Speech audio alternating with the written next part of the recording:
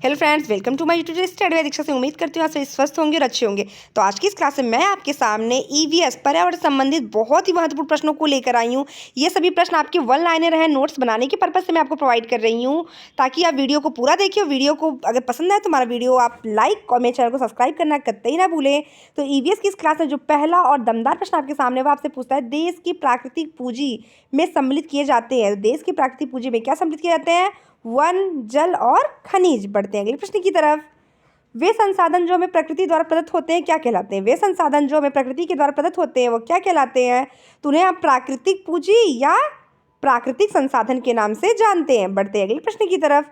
अगला प्रश्न आपकी स्क्रीन पर, विश्व पर्यावरण दिवस कब मनाया जाता है? विश्व पर्यावरण दिवस की अगर बात करें तो ये प्रत्येक वर्ष 5 जून को मनाया जाता है। नेक्स्ट प्रश्न आपकी स्क्रीन पर है, सौर विकिरण जिसे आप सोलर रेडिएशन के नाम जानते हैं, कि सबसे महत्वपूर्ण भूमिका कहाँ होती है? तो सौर विकिरण या सोलर रेडिएशन की सबसे महत्वपूर्ण भूमिका कहाँ होती है? तो आप सभी का उत्तर यहाँ पे होता है जल चक्र में। तो ईवीएस की इस क्लास में जितने भी प्रश्न हैं वो आपके टेट सीटेट के पर्पज से बहुत ही ज़्यादा इंपॉर्टेंट है, इसलिए वीडियो को बिना स्किप किए देखिएगा। वीडियो पसंद आए तो हमारे चैनल को सब्सक्राइब, मेरे वीडियो को लाइक करना कतई ना भूलें। तो फटाफट फ्रेंड्स देखिए अगले प्रश्न की तरफ। राष्ट्रीय पर्यावरण अभियांत्रिकी शोध संस्थान कहाँ है? राष्ट्रीय पर्यावरण अभियांत्रिकी शोध संस्थान कहाँ पे है? तो आप सभी का उत्तर यहाँ पे होता है नागपुर। ये आपके सीटेट तथा यूपी टेट के एग्जाम में कई बार रिपीटेड प्रश्न है। पढ़ते हैं अगले प्रश्न की तरफ। राष्ट्रीय पर्यावरण अभियांत्रिकी शोध संस्थान में क्या कार्य होता है? राष्ट्रीय पर्यावरण अभियांत्रिकी शोध संस्थान में क्या कार्य होता है? आप सभी का उत्तर यहाँ पे होता है विज्ञान एवं प्रौद्योगिकी मंत्रालय के अधीन होता है। नेक्स्ट, सतत विकास के लिए आवश्यक है। सतत विकास के लिए क्या आवश्यक है? तो सतत विकास के लिए जैव विविधता का संरक्षण, पर्यावरण प्रदूषण का नियंत्रण कम करना। सतत विकास के लिए आवश्यक है जैव विविधता का संरक्षण, पर्यावरण का प्रदूषण को कम करना। नेक्स्ट, पृथ्वी शिखर सम्मेलन। पृथ्वी शिखर सम्मेलन का आयोजना किया गया था रियो डी जेनेरियो ब्राज़ील में। पृथ्वी शिखर सम्मेलन जो 1992 में हुआ था, इस योजना को किसके तहत किया गया था? तो रियो डी जेनेरियो की तरह, कहाँ पे? ब्राज़ील में। नेक्स्ट, संयुक्त राष्ट्र संघ जिसे आप यूएनओ यूनाइटेड नेशनल ऑर्गेनाइजेशन द्वारा पर्यावरण शिखर सम्मेलन आयोजित किया गया। तो यूएनओ या जिसे आप संयुक्त राष्ट्र संघ के नाम जानते हैं, उसके द्वारा जो पर्यावरण का शिखर सम्मेलन कहाँ हुआ था? तो वर्ष 1992 में रियो डी जेनेरियो ब्राज़ील में हुआ था। नेक्स्ट प्रश्न की तरफ बढ़ते हैं।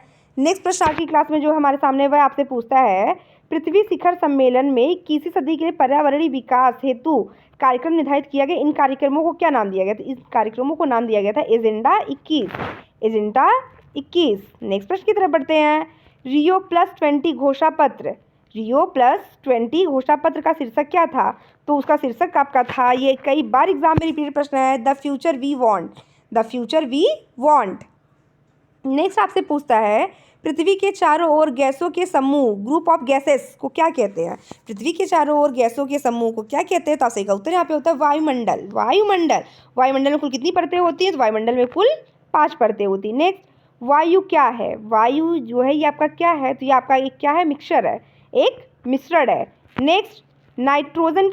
आपसे कभी कभी एग्जाम में पूछा जाता है कि ये जो आपके सामने यहाँ पे कुछ गैसों के नाम दिए गए हैं, ये गैसें आपके पर्यावरण में कितने कितने परसेंटेज में पाए जाते हैं? ये आपके यूपी टेट के एग्जाम में, सीटी के एग्जाम में कई बार पूछा गया है, तो आप ये ध्यान दीजिएगा। अगर आपसे पूछता है नाइट्रोजन कितने परसेंट वायुमंडल में पाए जाते हैं, तो 78%, ऑक्सीजन 21%, ऑर्गन 0.93% और कार्बन डाइऑक्साइड 0.38%। तो ध्यान दीजिएगा, नाइट्रोजन पूछता है तो 78%, ऑक्सीजन 21, आर्गन 0.93% और कार्बन डाइऑक्साइड 0.38। तो ये सभी आपके कहाँ पे पाए जाते हैं? ये सभी आपके वायुमंडल के एटमॉस्फेयर में पाए जाते हैं। वायुमंडल के एटमॉस्फेयर में पाए जाते हैं। वायुमंडल के वातावरण में ये सारी गैसेज आपके पाए। सबसे ज़्यादा कौन सी गैस है? तो आपका नाइट्रोजन, दूसरा ऑक्सीजन, तीसरा ऑर्गन और चौथा कार्बन डाइऑक्साइड। नेक्स्ट प्रश्न की तरफ बढ़ते हैं। नेक्स्ट प्रश्न आपकी क्लास में जो है वो आपसे पूछ रहा है स्क्रीन पर, नोबल गैसों में वह गैस है जो वायु में नहीं पाई जाती है। नोबल गैस कौन सी है जो वायु में नहीं पाई जाती? तो आप सभी का उत्तर यहाँ पे होता है रेडान।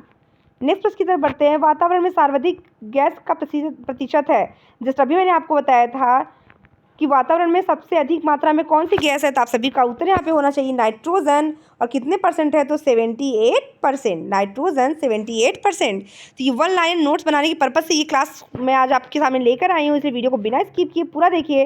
वीडियो पसंद आए तो हमारे चैनल को सब्सक्राइब, मेरे वीडियो को लाइक करना कतई ना भूलिए। साथ ही साथ फ्रेंड्स आप मेरे वीडियो को अधिक से अधिक शेयर करें।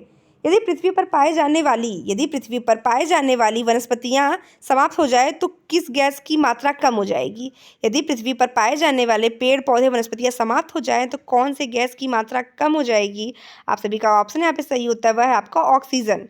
नेक्स्ट, वह कार्य जो पेड़ पौधों का नहीं है, तो क्या है? वायु का प्रदूषण, क्योंकि पेड़ पौधे जो होते हैं वो वायु के प्रदूषण को कम करते हैं, ध्वनि प्रदूषण को कम करते हैं। नेक्स्ट प्रश्न आपसे पूछता है, पृथ्वी के कार्बन चक्र अर्थ कार्बन साइकिल में कार्बन डाइऑक्साइड की क्या भूमिका है? तो पृथ्वी के कार्बन चक्र में कार्बन डाइऑक्साइड प्रकाश संश्लेषण के रूप में कार्य करती है। नेक्स्ट, कवक, जिसे आप फंगी के नाम जानते हैं, कवक का किसी पौधे की जड़ के साथ सहजीवन क्या कहलाता है? आप सभी का उत्तर यहाँ पे होगा माइकोराइजा। नेक्स्ट, कीट भक्षी पौधे अपना भोजन स्वयं बनाते हैं या नहीं? कीट भक्षी जो पौधे होते हैं वो अपना भोजन स्वयं बनाते हैं या नहीं? तो आप सभी का उत्तर हो जी, कीट भक्षी पौधे जो होते हैं वो अपना भोजन स्वयं बनाते हैं। नेक्स्ट, कीट भक्षी पौधे कौन कौन से हैं? चलिए, आपके सामने यहाँ पे कुछ ऑप्शंस दिए गए हैं। आपसे कभी कभी एग्जाम में ये बार पूछा हुआ प्रश्न है कि यूट्रिकेरेरिया, नेपेंथीज, ड्रोसेरा, डायनोमिया, ये किस प्रकार के पौधे के भाग हैं? ये किस प्रकार के पौधे हैं? तो ये सभी आपके कीटभक्षी पौधे हैं। तो कीटभक्षी पौधे कौन कौन से हैं? तो यूट्रिकुरेरिया, निपेंथीज, ड्रोसेरा, डायोनिया। बढ़ते अगले प्रश्न की तरफ। आम के वृक्ष का अर्धतना परजीवी है, तो वो क्या है? लोथस। नेक्स्ट, पारिस्थितिकी अध्ययन, जिसे आप इकोलॉजिकल स्टडी के नाम जानते हैं, की आधारभूत इकाई है। पारिस्थितिकी अध्ययन, जिसे इकोलॉजिकल स्टडी के नाम जानते हैं, कि उसकी आधारभूत इकाई क्या है? तो आप सभी का उत्तर यहाँ पे होता है पारिस्थितिकी तंत्र, जिसको आप इकोसिस्टम के नाम से जानते हैं। नेक्स्ट, पारिस्थितिकी तंत्र का प्रमुख चालक बल माना जाता है। पारिस्थितिकी तंत्र के प्रमुख चालक बल की अगर बात करें तो वह है आपका सोलर रेडिएशन, सौरिकीय विकिरण, जिसे सौर ऊर्जा के नाम से भी जाना जाता है। नेक्स्ट, जल आहार की विविधता में वृद्धि का पारिस्थितिकी तंत्र क्या कहलाता है?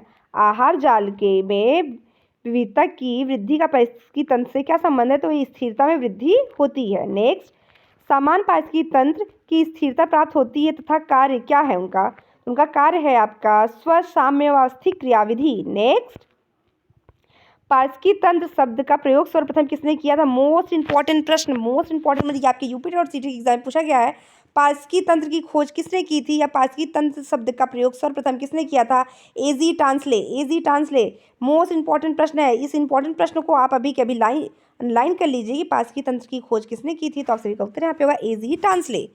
नेक्स्ट आपसे पूछता है, श्वसन की प्रक्रिया, जिसे रेस्पिरेशन के नाम जानते हैं, क्या है? तो आपका उत्तर यहाँ पे होगा अपचायक।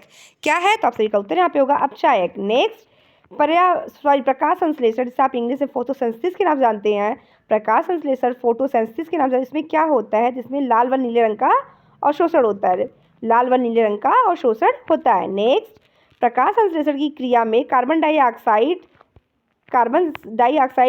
तथा अन्य गैसों का क्या होता है? प्रकाश संश्लेषण की क्रिया में कार्बन डाइऑक्साइड तथा जल का क्या होता है? प्रकाश संश्लेषण की क्रिया में कार्बन डाइऑक्साइड तथा जल का क्या होता है? तो अपचयन व ऑक्सीकरण। तो आज की इस क्लास में जितने भी प्रश्न हैं वो सभी के सभी आपके ईवीएस रिलेटेड प्रश्न हैं, और ये आपके एग्जाम में कई बार रिपीटेड प्रश्न हैं, और इसमें कुछ प्रश्न जो है वो काफ़ी ज़्यादा नए हैं, चुनिंदा प्रश्न हैं। इसे वीडियो को बिना स्किप किए पूरा देखिए। वीडियो पसंद आया हमारे चैनल को सब्सक्राइब, मेरे वीडियो को लाइक करना कतई ही ना भूले।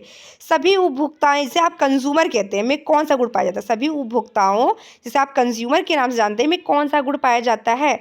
आप सभी का उत्तर यहाँ पे होता है परपोषी गुण। कौन सा गुण? परपोषी गुण। नेक्स्ट, द्वितीयक उत्पादक, जिसे सेकेंडरी प्रोड्यूसर के नाम से जाना जाता है, क्या कहलाते हैं? तो परपोषी उपभोक्ता जंतु। नेक्स्ट, वे जंतु जो दूसरे जंतुओं का शिकार करके अपना भोजन प्राप्त करते हैं, क्या कहलाते हैं? तो प्रीडेटर्स। वे जंतु जो दूसरे जंतुओं का शिकार करके अपना भोजन प्राप्त करते हैं, क्या कहलाते हैं? तो प्रीडेटर्स कहलाते हैं। नेक्स्ट, कुछ जंतु शाकाहारी और मांसाहारी दोनों होते हैं, क्या कहलाते हैं? कुछ जंतु शाकाहारी व मांसाहारी दोनों होते हैं, क्या कहलाते हैं? आप सभी का उत्तर यहाँ पे होगा ओमनीवोरस, जिसको हिंदी में आप सर्वभक्षी के नाम से जानते हैं। सर्वभक्षी के अंतर्गत जो मनुष्य होता है, अगर आपसे पूछा जाए वह किसके अंतर्गत आता है, तो भी आपके ओमनीवोरस मतलब सर्वभक्षी के अंतर्गत आता है। प्रकृति का मेहतर, नेचर स्क्वेंजर के नाम से किया, मोस्ट इंपॉर्टेंट प्रश्न है। प्रकृति का मेहतर किसे कहा जाता है? तो अपघटक, जिसे आप डिकम्पोजर और कवक के नाम से, वैसे एग्जाम में कई बार जो है बस और बस आपको डिकम्पोजर अपघटक ही देखने को मिलेगा। नेक्स्ट आपसे पूछता है, जली व जीवी व अजीवी घटकों में संबंध स्थापित करते हैं। तो आप सभी का उत्तर यहाँ पे होगा अपघटक। नेक्स्ट प्रश्न आपकी स्क्रीन पर, किसी भी पारिस्थितिकी तंत्र में एक निश्चित समय में अजीवित पदार्थों की मात्रा को क्या कहा जाता है? तो एक पारिस्थितिकी तंत्र में एक निश्चित समय में अजीवित पदार्थों की जो मात्रा होती है उनकी कड़ी को खड़ी अवस्था कहा जाता है। नेक्स्ट प्रश्न आपके सामने है, खाद्य श्रृंखला फूड चैन में ऊर्जा का जो प्रभाव होता है वह किस दिशा में होता है? एक दिशी, बहुदिशी या बहुदिशी? तो आप सभी का उत्तर यहाँ पे होगा, वो एक दिशी होता है।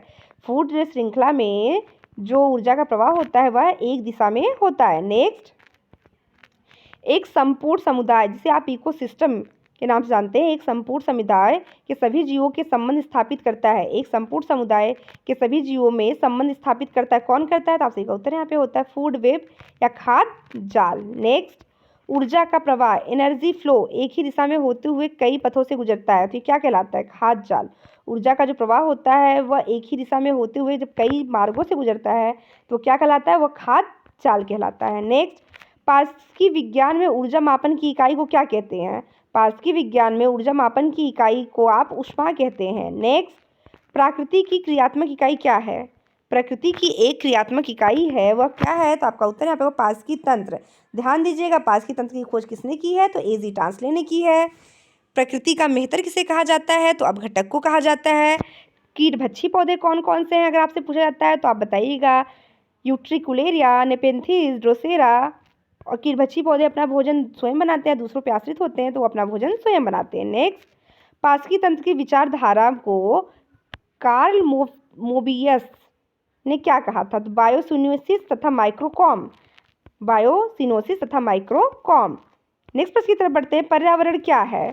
तो आज की इस क्लास में लास्ट और आखिरी प्रश्न आपकी स्क्रीन पर है, पर्यावरण, जिसे आप इन्वायरमेंट के नाम से जानते हैं, क्योंकि उसका अर्थ ही क्या है? तो आप सभी जानिए, वह चारों ओर का वातावरण जो हमें व अन्य जीवधारियों को प्रभावित करता है। वह पर्यावरण कहलाता है। तो आज की क्लास में बस इतना ही, मिलते ही ऐसे ही ऑनलाइन क्लास के वीडियो के साथ आपसे अगली क्लास में। तब तक के लिए धन्यवाद।